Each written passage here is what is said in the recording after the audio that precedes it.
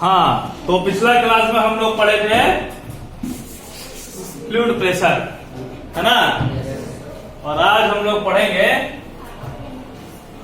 Density. क्या पढ़ेंगे? हालांकि इसको हम लोग रो से लिखते हैं, रो। इस सिंबल को रहो पढ़ते हैं, RHO, रो। रो क्या पढ़ते हैं? रो। लखुआ मारा वो पी नहीं होता है, पैरालाइज्ड पी। ठीक है, हम लोग फिजिक्स वाला है ना, थोड़ा सा ABCD खत्म हो जाता तो अलग अलग सिंबल लिखा है। ऐसे आपको नहीं हो तो आप डेंसिटी D से लिख सकते हैं, कोई दिक्कत नहीं। मेरा मर्जी। होता क्या है डेंसिटी? तो density is the ratio of mass is to volume. Mass को वॉल्यूम से डिवाइड कर देंगे तो क्या हो जाएगा? डेंसिटी निकलेगा। किसी भी चीज का मास और उसका वॉल्यूम पता हो और उसको हम डिवाइड कर दे मास से वॉल्यूम को, तो उससे क्या निकल जाएगा? डेंसिटी। और हर एक चीज का अपना एक यूनिक डेंसिटी होता है। ठीक है, हर एक मटेरियल का अपना एक डेंसिटी होता है। जैसे वाटर का अपना एक डेंसिटी है, ग्लास का अपना डेंसिटी होगा, पेट्रोल का अपना डेंसिटी होगा। आप जाते होंगे पेट्रोल पंप में तो वहां डेंसिटी लिखा होता होगा कहीं ना कहीं, है ना। देखेंगे जब जाएंगे दोबारा पेट्रोल पंप तो एक वर्ड लिखा होगा पेट्रोल पंप में, डेंसिटी। ठीक है, डेंसिटी लिखा होता है ना। और ये डेंसिटी है जिससे आपको डाटा का पता चलेगा। जैसे डेंसिटी अगर हमको पता हो तो क्या फायदा हो सकता है? तो अगर किसी चीज का आपको डेंसिटी पता है और उसका मास पता है तो हम वॉल्यूम, और अगर डेंसिटी पता है और वॉल्यूम पता है तो मास। ऐसा इसलिए बोल रहा हूं कि हर चीज का मास निकालना आसान नहीं होता है। अब जैसे पानी का, अब पानी हम दे दो, उसका बोले हम मास निकालो, तराजू में लेके तो नहीं तोलेंगे उसको हम लोग, तो कैसे मास निकालेंगे? तो उसका डेंसिटी पता हो, उसका वॉल्यूम मेरे लिए मेजर करना बहुत आसान है, तो हम उसका वॉल्यूम मेजर करेंगे और उसका डेंसिटी पता अगर हो जाए हमको तो हम मास निकाल सकते हैं। इसको इधर ले जाएंगे, मल्टीप्लाई हो जाएगा। अब किसी चीज का मास निकालना आसान है लेकिन वॉल्यूम निकालना आसान नहीं, तो कैसे निकालेंगे? तो अगर किसी अगड़म बगड़म शेप का कोई चीज है, अगड़म बगड़म शेप मतलब जिसका रेगुलर शेप नहीं है, कोनो ढेला उठा लिया कहीं से, उसका कोई रेगुलर शेप नहीं है, तो उसका वॉल्यूम निकालना मेरे लिए टफ है, लेकिन उसका मास निकालना मेरे लिए। अगर उस मटेरियल का हमको वॉल्यूम पता हो जाए, पत्थर भी अलग अलग मटेरियल का बनता है ना, उस मटेरियल का अगर हमको डेंसिटी पता हो जाए और पत्थर का वॉल्यूम पता हो जाए तो उसका मास हम निकाल। डेंसिटी से ही कोई चीज हल्का या भारी लगता है सर। जिसका डेंसिटी ज्यादा होगा उसको भारी लगेगा। जैसे ऐसे में तुम समझो कि आपको अगर मैं पूछूं कि आप कितना केजी वेट उठा सकते हैं, कितना केजी वेट उठा सकते हैं, कितने केजी मास को आप लिफ्ट कर सकते हैं, कितना केजी को बताओ जी, तुम कितना केजी को लिफ्ट कर सकते हैं? उठवाए कितना केजी पे? 30 केजी उठा लेगा? 40, 20 या 30? और कोई? हाँ, तो उसका 70 केजी। हाँ,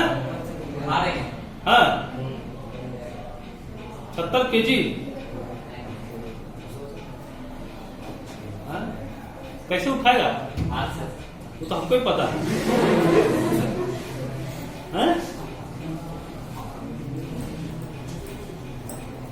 70 केजी उठाएगा, ठीक है, इस पे बात कर रहे हैं। रही बात 70 केजी उठाने की, तो हमको ये भी नहीं पता कि हम कितना केजी उठा सकते हैं। ठीक है, हाँ, अगर कोई आपको 15-20 केजी का बटकरा उठाने बोल दे तो हालत खराब हो जाएगी। दोनों तरफ उठाने बोल दे तो कुहक को उठाएगा। हाँ, ऐसे ही होगा। और तो और कि अगर कहीं घर में सामान लाने बोल दिया गया कि 15 किलो ई लाना, 15 किलो ई लाना, तो उठा के चलने में और हालत खराब। लेकिन डेंसिटी डिसाइड करता है कि कौन उठाना आसान होगा और कौन उठाना टफ हो, ठीक है। जिसका डेंसिटी हल्का है उसको उठाना आसान है, और जिसका डेंसिटी ज्यादा कम है उसको उठाना आसान है, जिसका डेंसिटी ज्यादा है उसको उठाना टफ है। जैसे अभी लड़कियों में इन लोगों को लग रहा हो कि हम लोग नहीं उठा सकते, उठा सकते 50 केजी भी आप उठा सकते हैं, ठीक है। बोला कैसे उठा सकते हैं? अरे अपने दोस्त को उठाया कभी गोदी में? तो क्या सब 20-20 केजी का है? 25-25 केजी का है?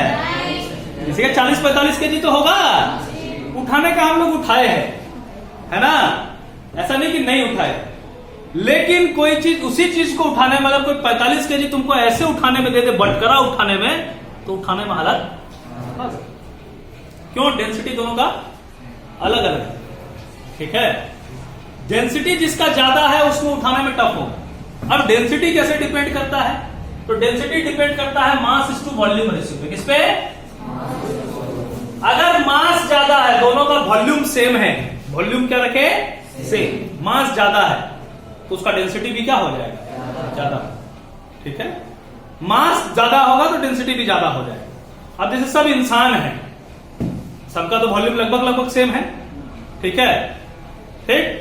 अब किसी का वॉल्यूम भी चेंज हो गया, मास भी चेंज हो गया, ऐसा भी हो सकता है, ऐसा भी हो सकता है, ठीक है। तो जिसका मास ज्यादा हो जाए, होता है कभी कभी कोई बहुत भारी हो जाता, पतला दुबला भी रहता, लेकिन उसको उठाना बहुत टफ होता है, क्योंकि उसका मास ज्यादा है, वॉल्यूम उतना ही है ना। और एक चीज कि अगर किसी का वॉल्यूम जो है, मास उतना ही रखे, जैसे 2 केजी ही रखे मास, लेकिन किसी का वॉल्यूम V1 है और किसी का वॉल्यूम V2 है, ठीक है।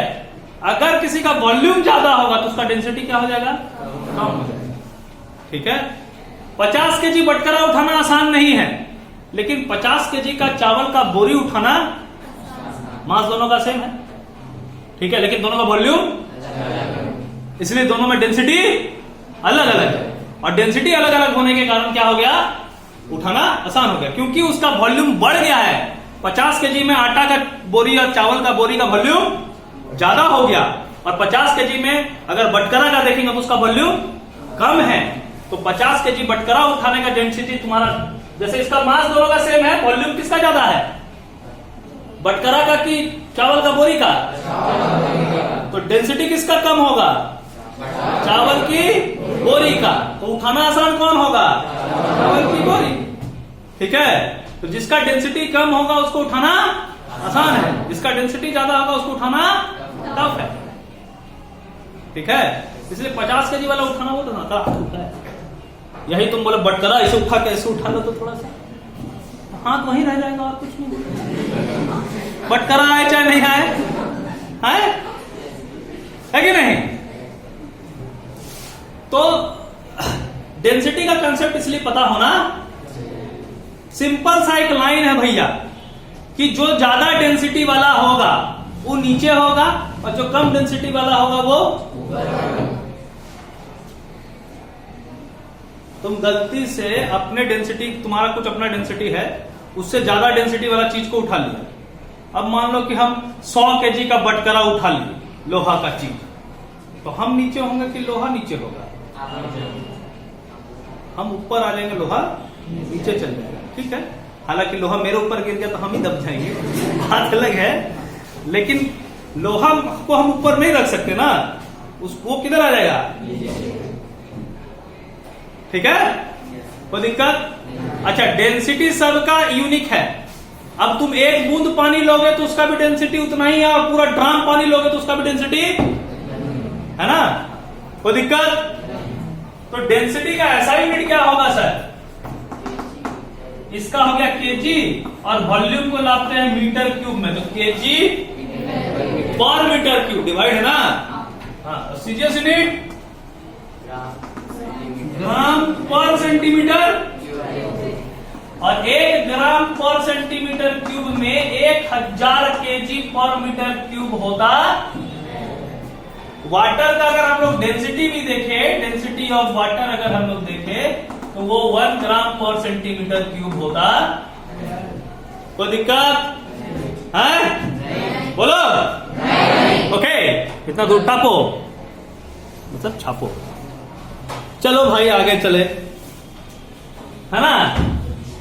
मिटा देना इसको। तो डेंसिटी के बारे में थोड़ा थोड़ा जानकारी हुआ होगा। थोड़ा थोड़ा जानकारी यही रखना कि डेंसिटी मास और वॉल्यूम का रेशियो है।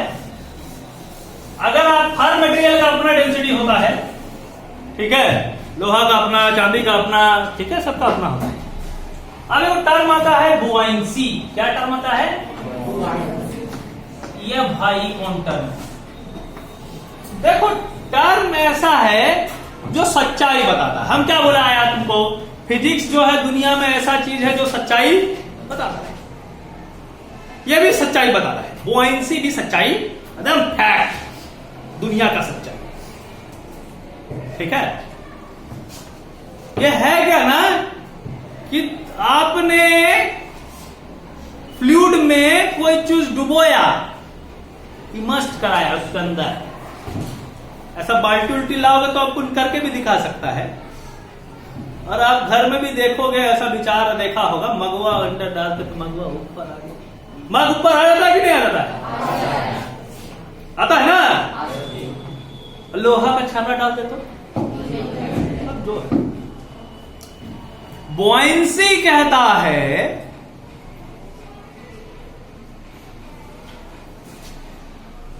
बुआइंसी कहता है कि जब आप किसी भी चीज को फ्लूइड में डुबोएंगे, अंदर उसमें डुबोएंगे, अंदर डालेंगे इसमें, तो उस पे एक अपवर्ड फोर्स लगेगा ही लगेगा।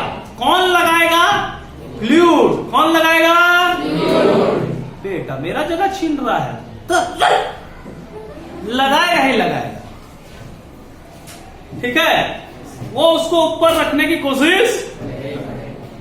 तो whenever a body is immersed माने डुबोना in a fluid, then a fluid will apply a force, an upward force on a body. वो फोर्स लगाएगा जब भी कोई चीज डुबोगे। बोला सर लगाएगा तो मग तो ऊपर आ गया, दिखा कि ऊपर फोर्स लगा, चम्मचुआ डाल कर अंदर चल गया, का है? तो इसका बेहतरीन एग्जाम्पल आप देखिए, आपके क्लास में इतने लोग बैठे हैं, हम सबको क्यों पढ़ा रहे हैं कि आप ऊपर उठे, लेकिन क्या सब ऊपर उठेगा? क्या कोई ना कोई तो डूबे करेगा। अब जिसका किस्मत में लिखा हुआ है डूबना, जिसका नेचर में लिखा हुआ है डूबना, उसको तुम ऊपर, काम मेरा है क्या ऊपर फोर्स मैं लगा रहा हूं। लेकिन इसके बाद फ्लूइड ऐसा नहीं बोला कि हम पार्शलिटी करेंगे, वो बोला हम सब पे ऊपर फोर्स लगाएंगे। अब उसमें जो डूबने का किस्मतें लेके आया है डूब गया, और जो उठने का किस्मत लेके आया वो उठ गया। उसी तरह टीचिंग और स्टूडेंट में है भैया। हम सारे स्टूडेंट को इसलिए पढ़ा रहा हूं कि अब जैसे वीडियो में लेक्चर भी रिकॉर्ड कर रहा है, किसके लिए? हाँ, और हो सकता है किसी क्लास में जाकर सिर्फ छपवा दिया हो, लोग भी कम से कम देख ले, कुछ सीख ले, ठीक है। तो बुआइंसी में क्या है कि बुआइंसी कहता है कि आप जैसे मेरे शरण में आए हैं तो हम उस पे एक अपवर्ड फोर्स लगाएंगे। अब उठना और नहीं उठना जिम्मेदारी किसकी? बॉडी की। किसकी? बॉडी। वो डूब भी सकता है और सर से सिर्फ नहीं होगा सर, ठीक है। तो बुआइंसी टेल्स यू द फैक्ट। जैसे घर में गार्जियन तुम्हारे लिए पैसा लगा सकते हैं, बहुत मेहनत कर सकते हैं, टाइम दे सकते हैं, फोर्स भी लगा रहे हैं अपवर्ड, लेकिन उठना और नहीं उठना तो किसका किस्मत है? और किस्मत तुम्ही लोग बनाया है। किस्मत चम्मच ही बनाया है कि उसको क्या करना है? किस्मत मग ही बनाया है कि उसको क्या करना है?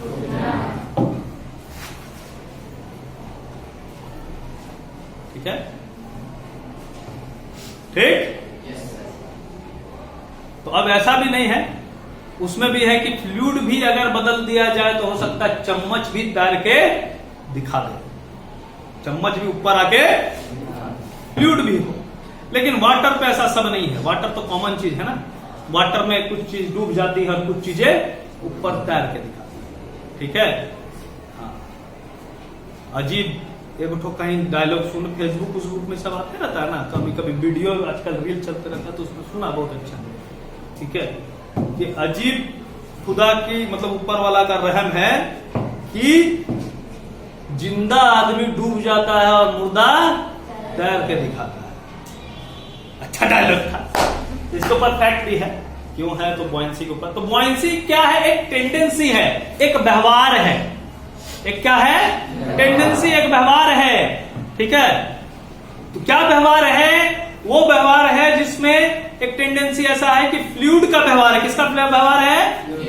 कि अगर उसमें कोई भी बॉडी इमर्ज कराया जाएगा तो वो उस पर एक अपवर्ड फोर्स लगाए।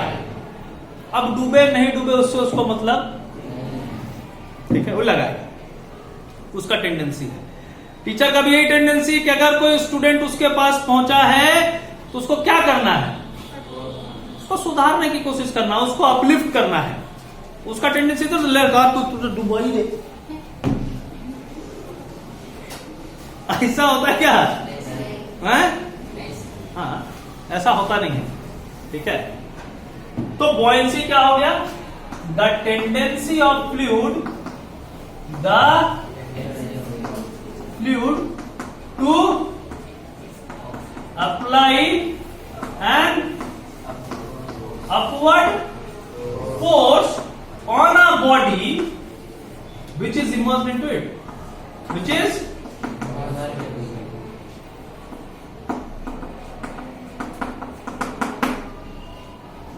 ठीक है। हाँ, बाकी तो ठीक है, समझदारी अपने जगह पे है। डेफिनेशन आप कुछ भी लिखिए अंग्रेजी में, ठीक है, कुछ तो लिख सकता है। कोई कोई बुक का लैंग्वेज में लिखाया होगा, when a body is immersed in a fluid then an upward force acts on a body. ठीक है, that tendency of the fluid to apply an upward force is called buoyancy. ऐसा कुछ अंग्रेजी अपने जगह पे। कंसेप्ट यही होना चाहिए कि जब भी हम फ्लूइड में डुबोएंगे तो फ्लूइड एक कौन लगाएगा? कैसा फोर्स लगाएगा? ये दिमाग में होना। ये जो अपवर्ड फोर्स लगता है ना, ये जो अपवर्ड फोर्स लगता है, इस अपवर्ड फोर्स का नाम ऐसे तीर मार के नहीं लिखना है। इस अपवर्ड फोर्स का नाम क्या है? Buoyant force. क्या नाम है? Buoyant force. क्या नाम है भाई साहब? Buoyant force. Upward force that act on a body which is immersed into. और ये फोर्स कौन लगाएगा? कौन लगाएगा? इस अपवर्ड फोर्स, बॉयंट फोर्स को अप थ्रस्ट भी बोलते। क्या बोलते हैं? क्यों बोलते हैं? क्योंकि अप मने ऊपर और थ्रस्ट मने परपेंडिकुलरली लगता है, इसीलिए इसका नाम क्या दिया? ठीक है, कोई दिक्कत है ना? लिख लेगा, नोट डाउन हो जाएगा। ठीक है, तो क्या जो डूबने वाले बॉडी उस पर अब थ्रस्ट नहीं लगा? लगा। ठीक है, लगा, अभी थामा। ठीक, लगा। आगे इस पे विचार करेंगे कि एक लोहा का बॉल है इतना बड़ा और एक जो है प्लास्टिक का बॉल है इतना बड़ा।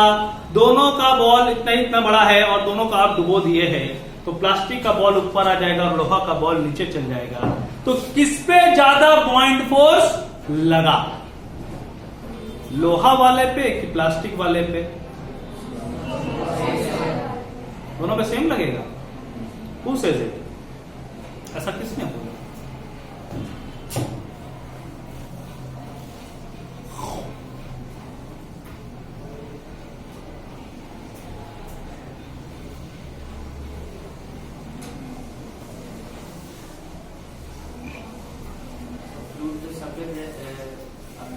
नहीं, तो अब है कि अब इसलिए इसको पूछा, अपवर्ड फोर्स भी लगा होगा तो न्यूटन थर्ड लॉ को तो ऐसा नहीं डिसओबे किया होगा। न्यूटन थर्ड लॉ को तो ओबे करेगा। Newton third law says that in every action there is equal and opposite reaction.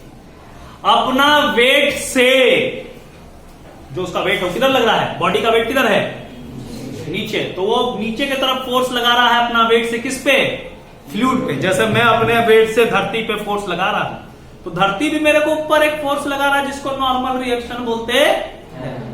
तो फ्लूइड भी एक अपवर्ड फोर्स लगा रहा है जिसको पॉइंट फोर्स कहते हैं, वही ना चीज है।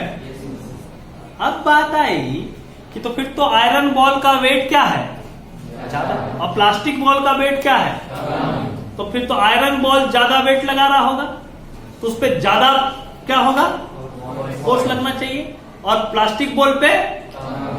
तो इस विचारधारा को तोड़ने वाला कोई आना चाहिए कि अगर ऐसा नहीं है, तुम बोला कि दोनों पे सेम फोर्स लगेगा, तो अगर दोनों में सेम फोर्स लगेगा तो फिर ये विचारधारा गलत हो गया, Newton third law of motion. और अगर Newton third law of motion गलत हो गया तो फिर नया कोई लॉ आएगा। तो या तो Newton third law of motion भी वैलिड हो और ये भी वैलिड हो, ठीक, तो वैलिडिटी देखना पड़ेगा, है कि नहीं। किसका,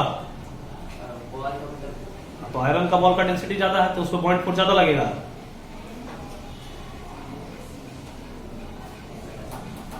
ठीक है, इस पे डिस्कस करेंगे अगले दिन, कोई दिक्कत। तब के लिए ta ta, bye bye, see you, take care. अरे भाई सब्सक्राइबर बढ़ा दो।